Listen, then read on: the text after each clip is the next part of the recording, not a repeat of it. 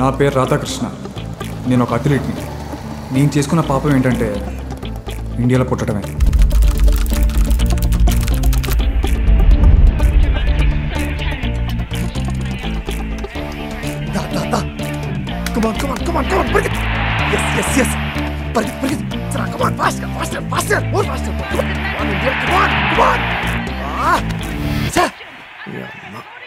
ఒక్కసారి గెలవరండి వీళ్ళు.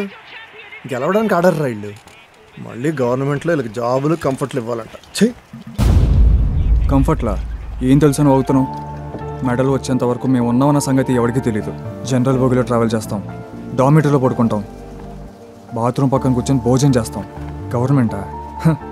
మొన్నటికి మొన్న ఉమెన్ వర్సెస్ మీద జరిగిన సెక్షువల్ అసాల్ట్ గురించి ధర్నాకి దిగితే ఇదే గవర్నమెంట్ లాఠీ చార్జ్ చేసి వాళ్ళని తీసుకెళ్లి జైల్లో తోసింది.